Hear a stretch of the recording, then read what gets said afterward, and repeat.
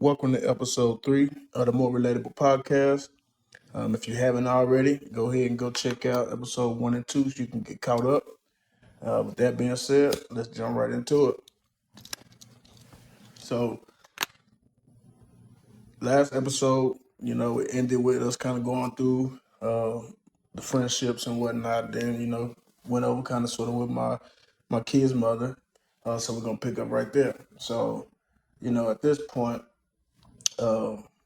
my girlfriend, which was Anna at the time, mother of my daughter, she ended up moving in with me at 16 going on 17 when she was pregnant. Let's start right there. Her getting out of her comfort zone and uprooting from what she know to come be with a whole nother culture. At the age she was, I have no choice but to commend that. And, she got my utmost respect from to the day we die. Not only she the mother of my kids, I really saw her, do some real life sacrifices. And the only other woman I ever seen do that was my mother, So to see this other woman making sacrifices so we can bring this beautiful, precious gift into the world, man, that took me by storm. And so she forever got my respect, and I forever be here for, no matter the circumstances. Uh, her family wasn't too fond of African Americans at the time. They wasn't too fond of me, especially getting their daughter pregnant. Uh, Man, it was crazy. They wasn't really going for it, as you can see. That's why they put it out. They didn't even communicate too much with me. Uh, nothing. They didn't even really try to figure out who I was or nothing. It was just that. Hey, my daughter either gonna move out, she's gonna have this abortion. We wasn't going. So she moved in, and she adjusted. At the time when she adjusted, and she adjusted damn good, from being, if I haven't mentioned it before, my kid's mother is straight from Mexico. Uh, she's from Mexico City, so, you know, growing up how she grew up and then uprooting from that to come over to my lifestyle, which was American, totally different. Uh, it's shit. I know that it had to be tough. Matter of fact, I know it was tough just from, some of the conversations we used to have at night. Uh, and, it kind of, it hurted her, but she never really showed it. She rolled it out. She rolled it out, and I was right there every step of the way, especially during this pregnancy. You know, um, I believe we didn't get married until either we was just not getting ready to move out of my mom's house or right when we moved out. Um, is when we got married in the courts. That was one of the stipulations her parents was on. Like, hey, even though she moved out, she's still gonna have to get married. That's our culture. Hey, I respect it. I love her. She loved me. That's what it was.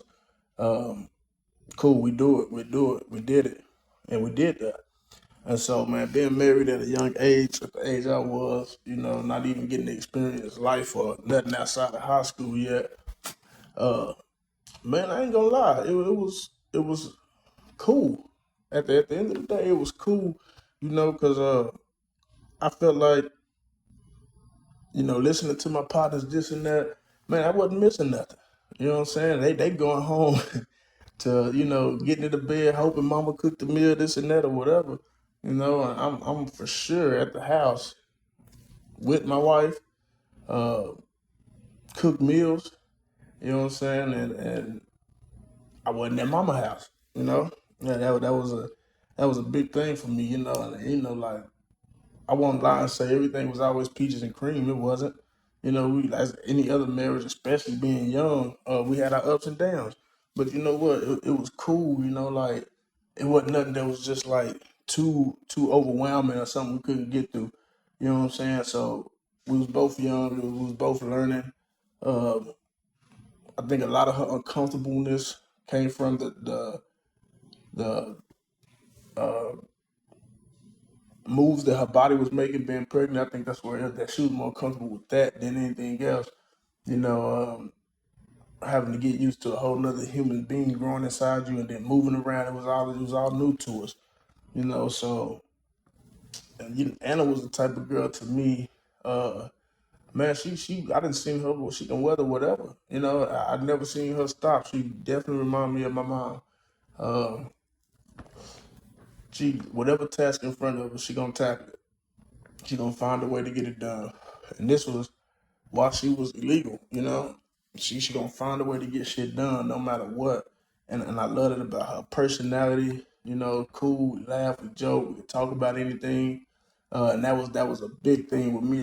Even to this day, it's just communication, and she had the communication. I'm not too picky on nothing. I want you to be able to communicate.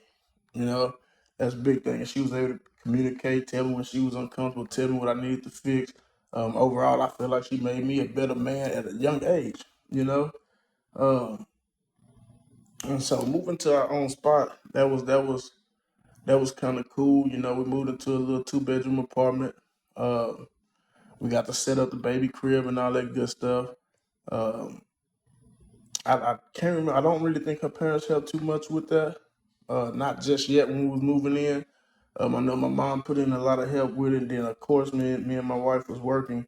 I believe she was at Bed Bath and Beyond at the time. I was at some little car wash and Costco. It was just a hustle and mission from there. We had to get rent paid. We now at this age, 16, 17, and 17, 18. You know, we figuring shit out. So we learning how to pay bills. We going to work for this shit. Ain't nothing was handed out unless it was from my parents, of course. Um, and so I ended up purchasing our first car, which was a Lexus, and I bought it from her dad. It was around time that we were supposed to be getting ready for prom.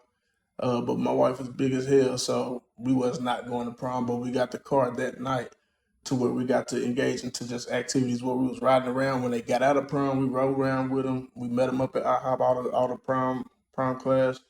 Uh, we rode around in the streets with them. We tried to get a hotel, but all the hotels in all the surrounding areas was took. So we just chilled. We went back to the crib and hung out. That was cool.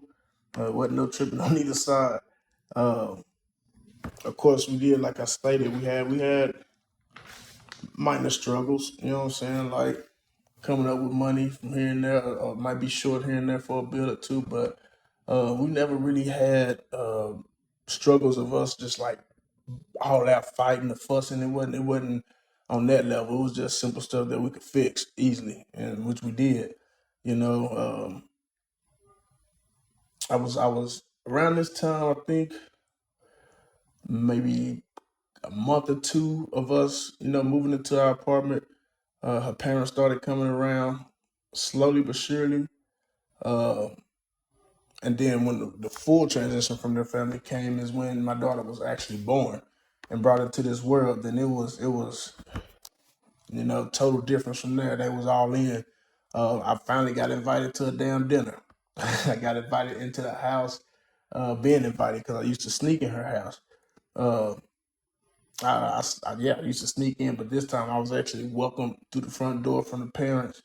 Uh, the vibes was cool. I was kind of nervous. I ain't gonna lie to you. Shit, I was kind of nervous going over here, not knowing what to expect, but everything was cool. That's it was exactly what they said it was gonna be. We had dinner. It was some laughs. I had some great authentic Mexican food at the time, Taco Bell, ponchos, uh, things like that. But I thought that was real. No, no, no.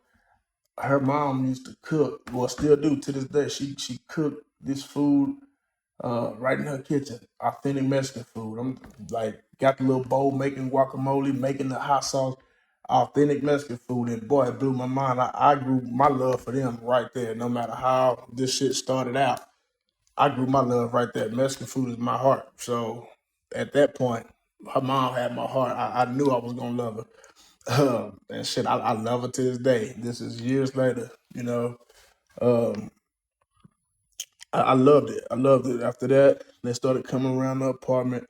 They started accepting more. And then before I knew it, my daughter is the golden child of the whole family. She's the first in their whole history of family, the first uh, kid that was mixed with African American, and the whole family loved it. They accepted it from day one, and that was I don't know, it was a burden lifting off of me, just for the fact, I'm like, at this time I didn't know shit how they was gonna treat my daughter, how they was gonna treat their daughter. It was a whole lot of mind games and a whole lot of thoughts and thinking going on at that time. But everything played out cool, man, and man, they held it down. It wasn't nothing that I would change about that experience, you know. And so everybody started adjusting, everybody started doing good, A few months after she had the baby, she getting back in the mood of things. She wanna step out one day. She step out, she go out with homegirls, come back home, and she straight mom. It's perfect, you know. But this one weekend she went out, which would lead to this first breakup. Um, she went out one weekend. She came home. No, I'm sorry, she didn't come home until the morning. Uh, I step outside, I'm finna get ready and smoke me a blunt in the morning. I step outside, I go check, look in the car and whatnot. I open the door and I see my radio gone. I just bought an Indass. Whole radio is gone. Uh, my first thought was, damn, somebody in this apartment didn't got us. I opened the trunk. I had just bought some speakers. They was gone. Everything was gone. So I immediately run back in the house, and I'm telling her, hey, everything in the car is gone. My radio, the speakers, all that shit is gone. And she wake up immediately, with a puzzled look. She's at first denying she not knowing what's going on. She don't know this. She don't know. I don't know. Eventually, it came out, that after the club, I guess she had been doing a little too much drinking. After the club, she went to a guy's house. While they in the house, his buddies are outside robbing my car. Yeah, hell of a story, right? Yeah, they robbing the car. She come back home. I ain't got shit but a Lexus, you know. Um, so that led to the first breakup. And before we even broke up, the next day of that, I called my buddy over there. We sitting out in his car, we smoking, we chilling, and we wasn't even talking about the situation. I wasn't real big on letting people into my business or what was going on. So we was just talking about some whole other stuff. And while we're sitting there talking, I'm looking and all of my stuff is getting thrown out the front door. Clothes, all my clothes, shoes. And I'm thinking like, what in the hell? Like I did something wrong. My buddy looking at me like, bro, what's going on? She mad you out here smoking with me? I don't know. Let me get out the car and go check that out. I went to go check it out, and she just yelling, ranting, yeah, yeah. You want to sit there and hang out with your friends and this, that, and this, throwing stuff? What the fuck? I'm lost for words at this point. Like, damn, okay, did I do something wrong? Or like, I didn't know how to approach the situation. So what I did was I went ahead and did what I knew I was gonna do, which she just made it a little more sooner. I picked up all the clothes, I put them in my partner's car, and that made it even worse. It was even more of an argument when that happened. But at that time, I'm not finna sit here and do this. I, pack all my clothes, tell my buddy to run me to my brother's house, which he stayed around the corner in some apartments. But he worked on the railroad. He had a nice apartment, so I ended up going there. Um, my time of being there, I'm not communicating with her. We separated. Uh, of course, I'm getting my daughter on the weekend. She coming over to my brother's apartment. We kicking it. Uh, During this little breakup, I end up meeting another individual, which I won't name. Um, I will respect it because we didn't end in the best of ways. I met another individual, which that relationship or friendship, whatever the hell it was for that 2-3 months, um, I'll be honest with you, it wasn't nothing but really popping pills, drinking, sex, and eventually committing crimes. She was it was like Bonnie and Clyde. And to be honest, meeting this individual, it was kind of a breath of fresh air, just something different. It wasn't Family Man. It was just, it was a thrill. It was, it was never a dull moment. And we just woke up and did whatever we wanted to do at the time we wanted to do it. And like I said, she was a fresh breath of air. It was something different. Well, meeting her leading up to about 3 months of hanging out. She coming over to my brother's house. Um, you know, and like I said, it wasn't nothing but really drugs and drinking, and which ended up leading to us committing the crime together. We end up breaking into a apartment, and man, there was a lot of stuff in that apartment. we even carried out a damn 75-inch TV, broad daylight, threw it in the back of the truck, and pulled up to my brother's apartment carrying the same TV. And one of the neighbors had came out, and hell, we had the neighbor helping us carry up a stolen TV. He didn't figure that out till later. And so, boom, we ended up doing that probably a couple days later, literally a couple days later of us robbing this apartment. I remember I was leaving from the apartment one day, and I saw one cop. I pay attention to police, no matter what. I always spot a police if there's one on the road.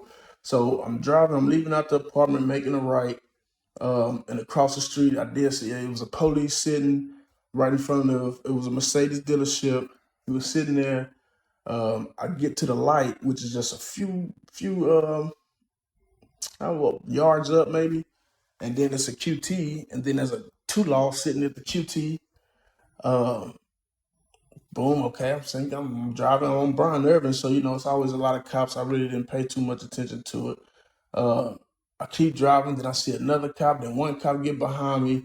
I immediately get in the left-hand lane trying to make a left, or I do make a left, and as soon as I bust that left, every cop that I just seen coming down that street gets behind me, pull me over, and the worst place they could pull me over at was at a damn bank, making it look like I just robbed the fucking bank. So it's about 10 police behind me. Man, it was hell. I remember it was a hot ass day too, hot day in the summer. They pulled me over, and I'm asking them why they pulling me over. They feed me some bullshit, like I think it was like a speeding or I don't know. It was some bullshit. I believe it was I was speeding, and I'm asking them like, man, it take 10 of y'all to pull me over for speeding, you know. If- Immediately I knew it was bullshit. Like, nah, y'all, it ain't taking this not for no speeding.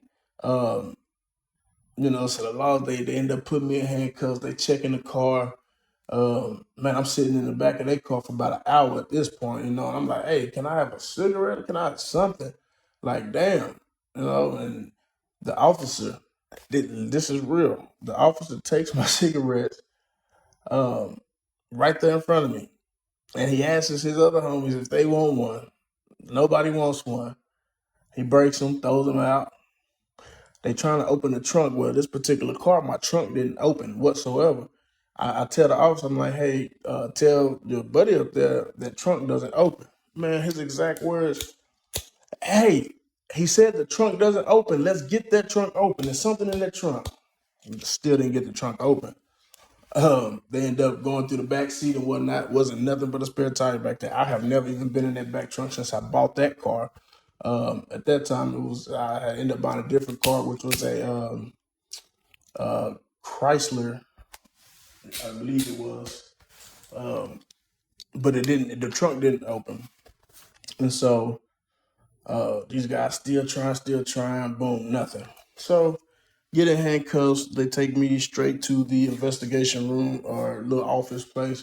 I get to the place, and this big goofy detective or whatever he was, he come in there.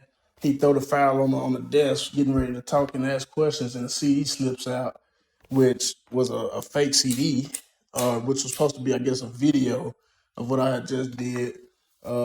He makes sure I see it, you know, and then he, start questioning from there. And he tells me all this stuff is on this DVD or little burnt disc that he had right here, and I'm asking, what can I see? If you got all this, can I see some of this? Like, let me see the footage you got from the apartment camera if I'm on there, so I can confirm. And he would not let me see it. I started thinking there was nothing on there. You know, then he started bringing up other stuff, asking me about this other individual, and he had already knew, her family, her brother. He kept asking, man, if you tell me anything about this, and such, man, we could work something out. Which I guess her family had, a little extensive record. Man, hell, I didn't know nothing about them. I knew her brother for sure. But I'm not finna, what they got going, they got going. If y'all catch them, y'all catch them. Y'all don't, y'all don't. Y'all not getting no information from me. Seriously, that was what it was. So we ended up wrapping it up there. They ended up taking me back to the apartment, and that's where this individual was. My mom had ended up pulling up there because the apartments had to call my brother, and then my brother was out of town on the railroad. And so he called my mom. My mom ended up being there. I pull up. When I see my mom, well, I pull up in a cop car. When I get there, she's immediately busting in tears. And that right there was probably the most, it hurt me the worst more than a lot of things in this world, seeing my mom like that, from something that I had did, uh, yeah, that was tough, and the other individuals, she came to the car. My mom was mad. I don't even think my mom really said two words to her. She didn't like her. By now, at this point, she didn't like her, and so yeah, I've been in the back of the car. I ended up giving her my phone. The police finna give her and take me. Give my mom, I'm sorry. I love you. And then, the funny part is this is what I meant to get back to was I started laughing because now the guy who helped us take that 75-inch TV upstairs, he's coming out his apartment door. He see all these police and he see them bringing out the TV. He looking like, oh, he went immediately back in the house. I guess he didn't even want to tell him he helped us bring it up. He was like, what the fuck? The look on his face made such a serious time kind of funny. That I kind of cracked up. I won't lie, I did. I was like, damn, yeah, now he just helped us with a little crime, right after we stole some shit. But yeah, man, okay, so we ended up driving off, boom, I'm going down to jail. And so yeah, that leads up. That was 2007, where I explained, I believe, episode 1. This is my leading up to the felonies, and that was that summer 2007. Like I mentioned before, bam, I landed myself in jail. This time I'm caught. First serious crime. It was eating me up because going in there, I don't know what the fuck finna happen. I'm not knowing if I'm finna get a bond. If I get a bond, my mom gonna pay the bond. How mad is she? I'm thinking of my daughter a lot. Man, I'm thinking of the worst. How long can this last? How long am I finna be in this motherfucker for real is what I really want to know.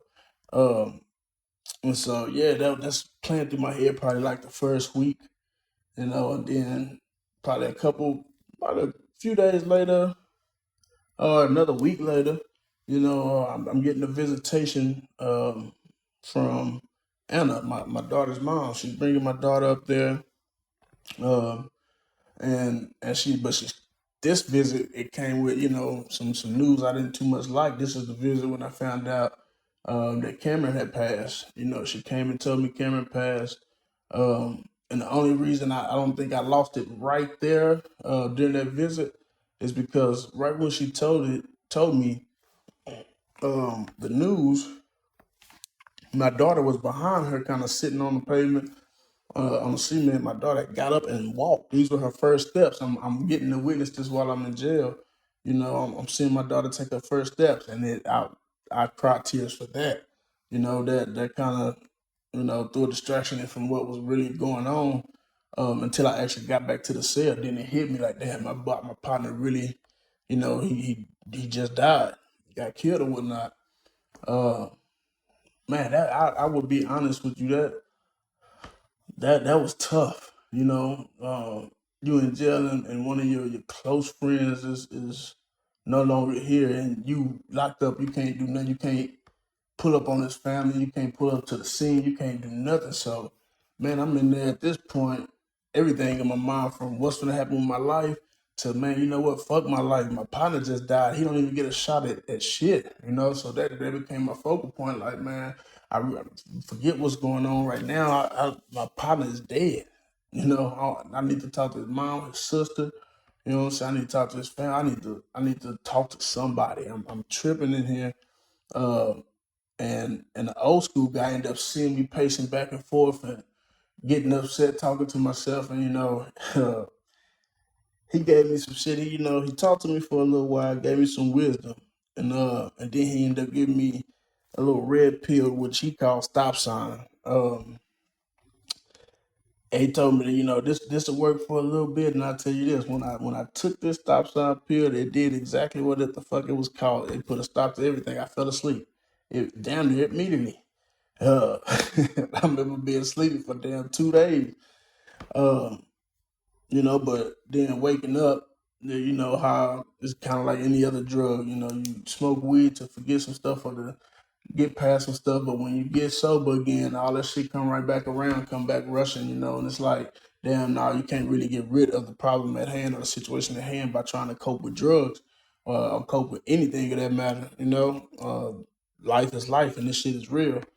Um, I would say at this point, like a month passed. Um, Finally out on bond, I get a bond.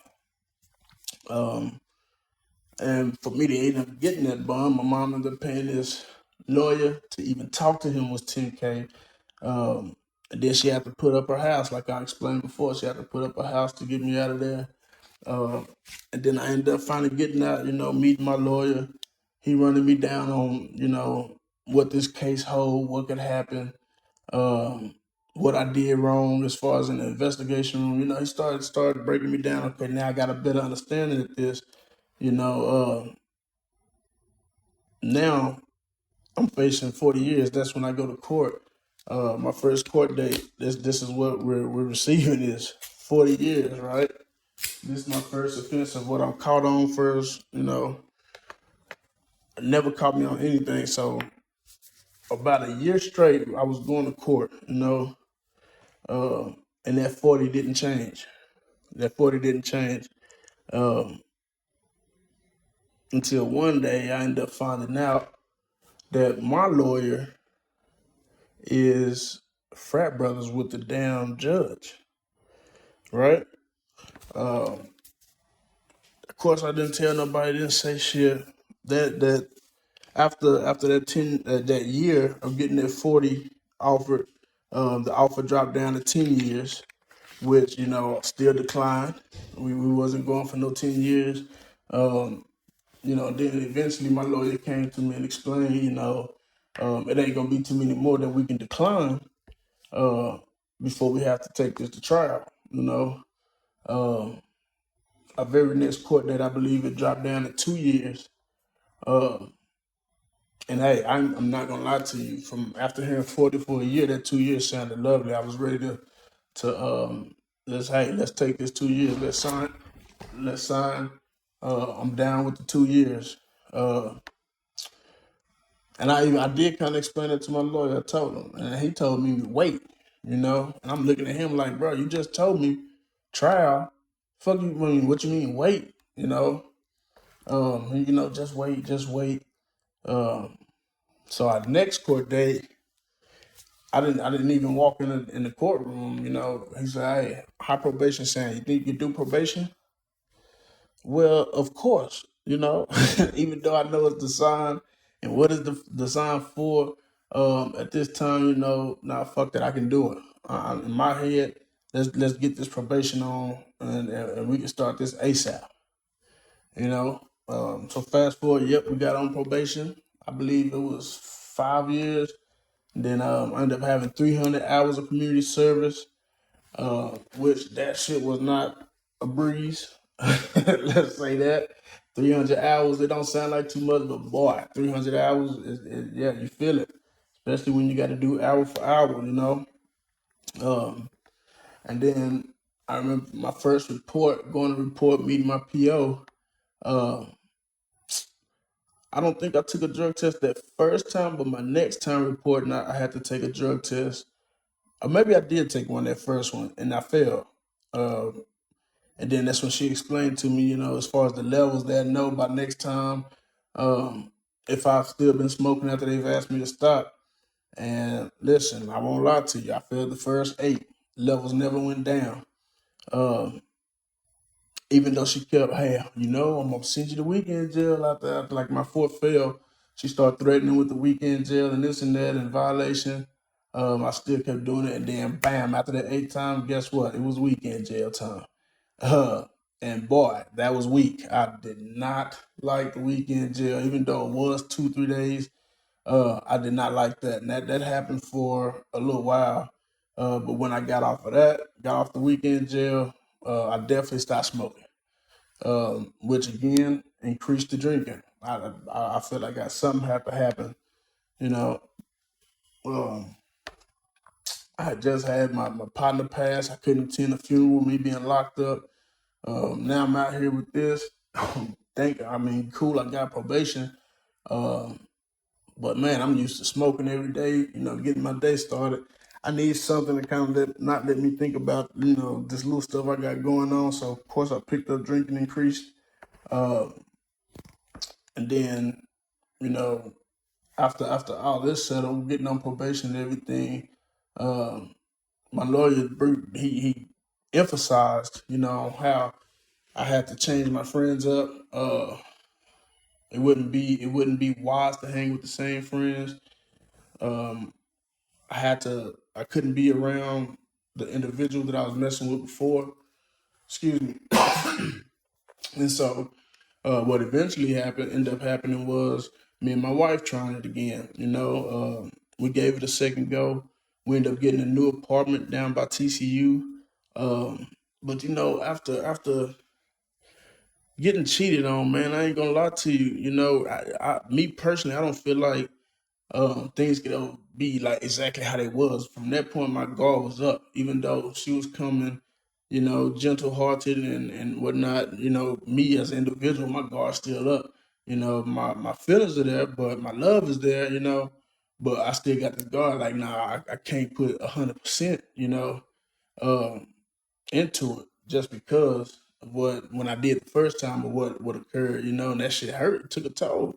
You know, I'll be man enough to admit that that shit broke me down. It hurt it, bro. I mean, you can't just you imagine, you know, your significant other out here and in a room with another. You had them thoughts in your head. It's a lot of shit that go through your head, man. It hurts. A lot of men won't admit that. Let me be first if that's the case. You know, it hurt. It break you down when love is really involved. You know, um, so that second, you know, trying to get back together, it lasted a few months before we came up on our second separation. And on this one, you know, her mother came and got all her things out the apartment, packed her stuff, helped her, and moved her out.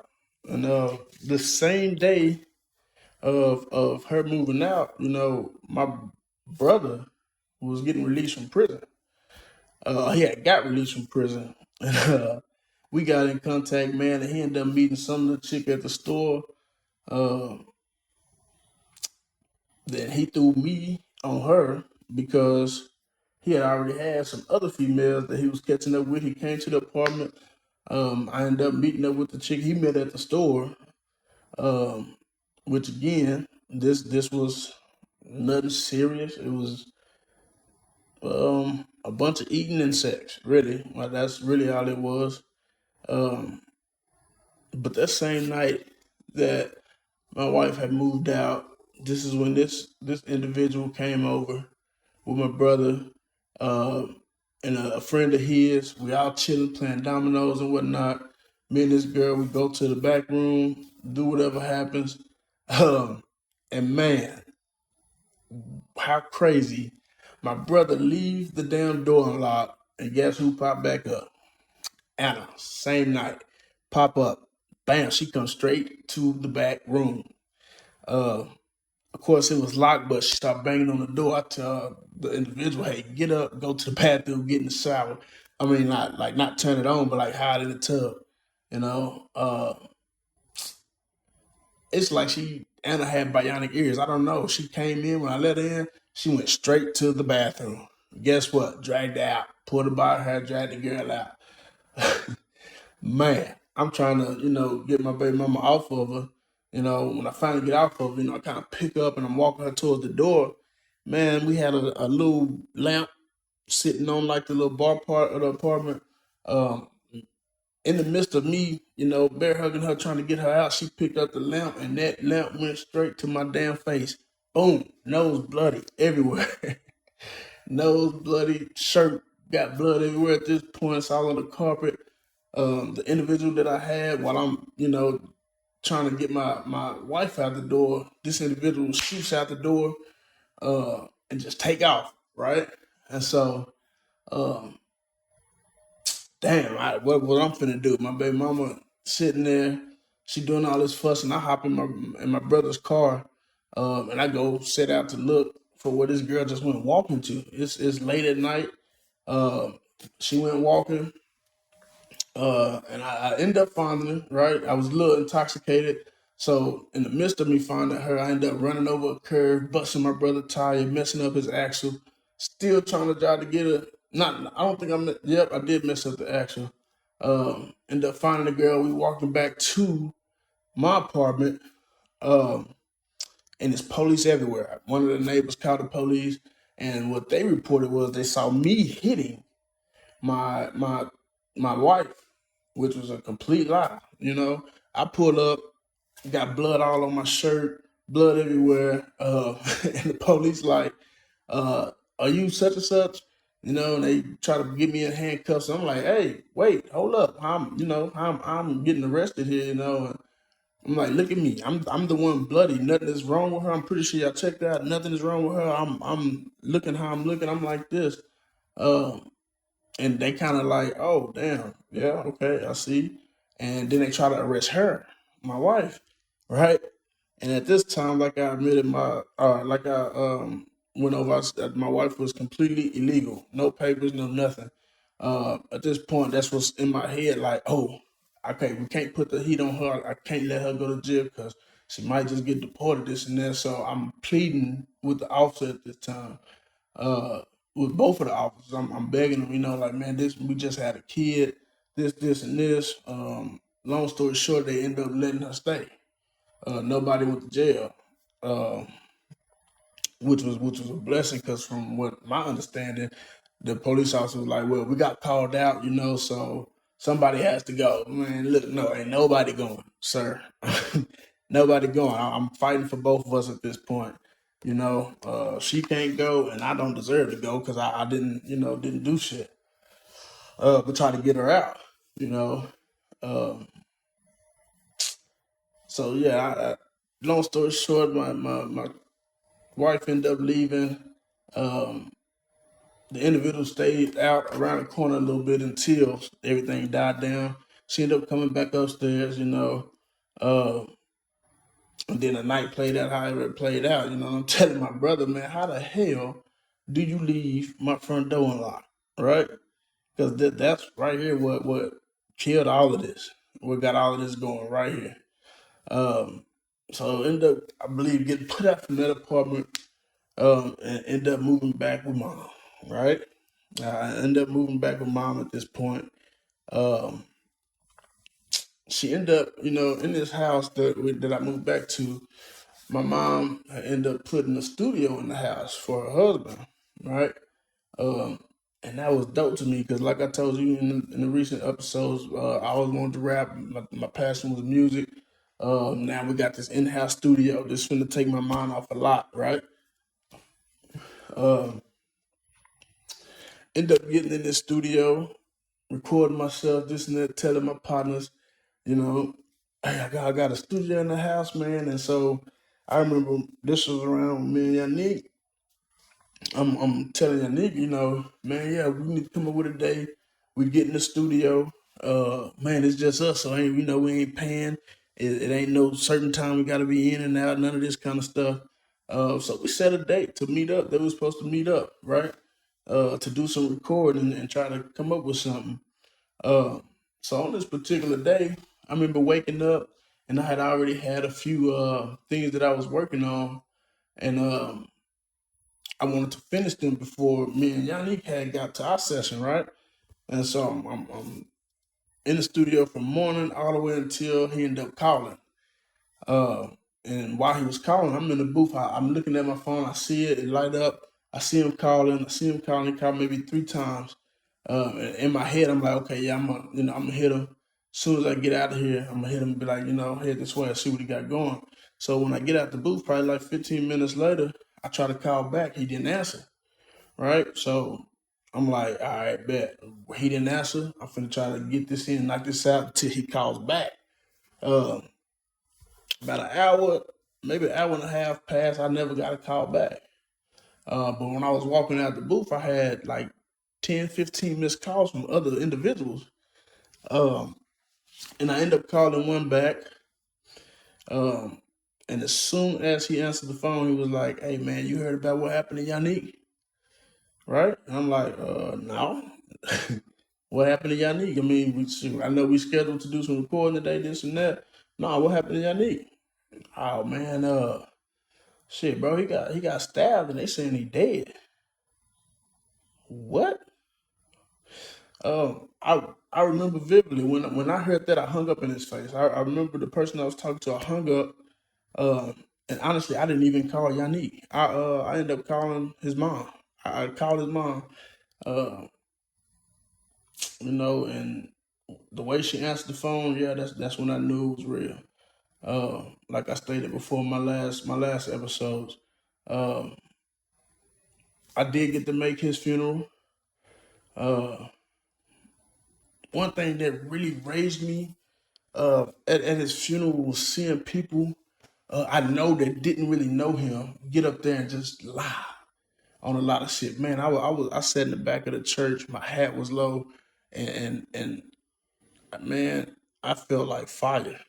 I felt fire 'cause I was mad. I really wanted to do some exposing, But man, you got to keep it cool. You hang with this person every day. You know who he talked to. You know who he hang with. You know what he got going. And few people that got up there was not included, and nothing that they got there and lied about. And I didn't too much like that. Of course, after that, I kind of shut down. I went off the radar because life was blurred for me a little bit. Start heavy drinking. Um, Man, and due to that drinking and the drug usage, I honestly don't remember too much after that. I just remember really wanting to be to myself, but at the same time, still, remaining being a father. I didn't let nothing mess that up. Still being a father, I was just in a very hurt place. You can even say depression. I didn't know if that's what I had to call it back then, but man, I sunk to a very low place. And it was hard, for a little stretch. Just two partners. It was tough, you know. Um, me and Anna, we was at this point barely hanging on, and we were definitely in the process of getting ready to get her citizenship, getting ready to go to QDAD Warriors, I believe how you said. Um, but we was hanging on just by a little thread, And by this time, I say a little bit later, about 2010, 2011, I was visiting my mom's church, and I ended up seeing someone that I used to see in high school that I never spoke to her. But she was very beautiful to me always, right? Um, but it was the pastor's daughter. Uh, I ended up seeing her at that church, and her dad was the pastor, like I said. And man, one day we end up having our first conversation, right? We ended up having a little short conversation, just bumping into each other at church. And I found out, she was dating the sound guy at church. Um, and of course, like I said, I was still married with Anna. but it was barely there. We was barely there. It was basically we was just there at this point. It was just there at this point, honestly. Um, and so finding out that she was in a relationship as well, I kept it respectful. It was still just kind of small talk, here and there, and eventually, it started to turn into like secretly texting, right? Uh, and it used to just be simple things in the morning. I text her, "Good morning, beautiful." I always compliment her eyes. She had hazel eyes that turned green and light brown. It was beautiful, man. And so I, started secretly sending texts. Um, and not too much longer, I'm say a couple months, month or two, um, she became single. And now, I'm still with my wife, but the relationship is basically over, honestly. Um, it was so over. I remember one day, um, this individual's her phone, the pastor's daughter, her phone ended up getting cut off one day, and I wanted to make sure we stay in contact. So even with my wife in the car, I remember going to her house one day at church and taking her some money just so she can pay her phone bill, so I could continue texting and continue talking. Um, like I said, even with my wife in the car, even though Anna didn't say nothing right then, I like from her look, I could tell her antennas was up. Like from that day forward, like she kind of like what? But I had made up a bullshit story. I can't remember the story I made up, but I did make up some bullshit story as to why I had to take her that money. Um, and she never said nothing. Anna never said nothing about it until she had 100% proof. She 100% had to know something before she confronted me or Jessica about anything, right? Um, so a couple months later, um, my mom ended up throwing a little girls thing at my brother's baby mom's house where the pastor daughter and Anna ended up being in the same room, and my mom and then other girls.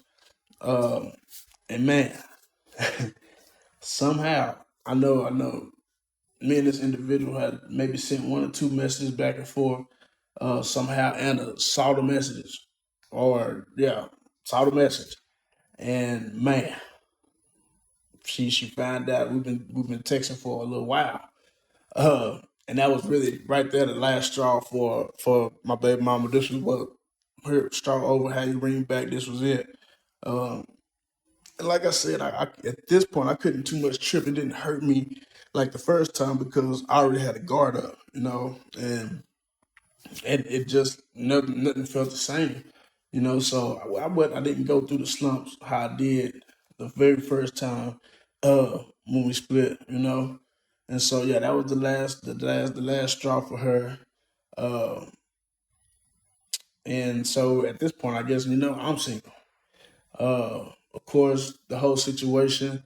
Both parents found out. The pastor and my mom, they find out. Of course, they wasn't too happy with me nor the pastor daughter. They wasn't too happy at all with my situation because I was still legally married. Um, so that didn't settle with them too well. But still being me and I guess her being her, we still text. From time to time we still text. Um, and where my next heartbreak came from is she ended up getting in another relationship. Like, dang. Uh, that messed me up. That fucked me up. But I played it cool. I ain't gonna lie to you. I played it cool. Um, Eventually, they end up taking the parents' eyes off us anyway. So it was a win-win. It's cool. Now the parents' eyes ain't on us. Gave it a little bit. And I do remember going to her brother. It was her brother's birthday, her older brother's birthday. And I ended up going to his celebration to intentionally see her. Uh, and the meetup spot was at his apartment. The plan was going to meet up at his brother's apartment with his wife, him and his wife. And then we're gonna go to a club later on afterwards. We were just gonna pregame. And so I get to the apartment, her brother's house, um, and she's there with this boyfriend. Um, and we playing pool, taking a couple shots, playing it cool. I'm sitting there chopping it with her brother. My brother was there as well, so played it cool. But the best thing about that part was He didn't even go to the club. He came, met her right there while we was pregame, and then he left. I do remember them getting into a little argument before he left and whatnot. But he did not go to the club. So cool. We get everybody getting calls. We go to the club. This night, man, we must have had locked eyes probably 10 times. You know, she was dancing by herself. You know, I'm mingling with everybody, having drinks back to back and whatnot. And the only thing I can remember right now is her dancing, the dress she had on, the red heels she had on. And it was like the spotlight was just like on her in the middle of the club and in my sight, you know. Um, Also that night, at the end of the night, I ended up getting hemmed up by the police in the club, right? Because I don't remember too much of the situation, but I remember her brother kind of getting into it with somebody, and man, whoever I go somewhere with, you know, we came this way together, we leaving this way together. So I see him into an altercation, I automatically I jump 0 to 10. You know, I, you know, that's just me. You know, uh, and boy, I got hemmed up. Put my hand all the way behind my back. That was the worst shit ever. Good thing it was over because we got kicked out, and so you know the club was over anyway. So the only good thing I can remember that came from that night is me and this individual having a conversation outside the club, and it was like something that just magnetized us together, and we just kissed. Shocked her, shocked me. Um, it wasn't like, you know, lean in a 10-second, 20-second kiss. It was just like a, you know, quick peck. Very shocking though. Like what? How, you know, it was crazy. I think about 2 days later, she called me and told me she was single. Uh, man, from there it was all gas, no brakes. That text turned into phone conversations. Phone conversations a little bit later turned into her coming over to my mom's house every Sunday after church. If it wasn't every Sunday, it was every other Sunday for sure. Um, Coming over to my mom's house. And then that started with her coming over, cooking with my mom, hanging out with my sister. She became the godmother to my nephew. And then eventually it started, that transition to her spending more time coming upstairs, hanging out with me. And then eventually she just wasn't down there cooking no more. She'd come over and they knew she was coming straight upstairs. We was finna kick it, watch movies and chill. Uh, and at this point, we really wasn't too much hard nothing. Parents was cool with it. You know, I wasn't no longer with my wife, uh, and so now that you know nothing was getting hidden no more, I guess I can tell y'all, um, this was a new journey that I was about to begin with Jessica. Um, You'll learn more on that journey, episode 4. I do want to thank you for listening to episode 3 of the More Relatable Podcast. Man, make sure y'all tune in because it's only gonna get better and better from here. You're gonna be shocked. You might even shed some tears. Uh Man, tell a friend about the podcast. Y'all stop listening to it. Make sure y'all catch up from 1 all the way to where we are now. Because when I drop the next one, we're gonna be getting into some serious talk. Uh Again, I do appreciate y'all. God bless y'all. Y'all have a good day or night wherever you are in the world. And y'all stay blessed. We out. The More Relatable Podcast.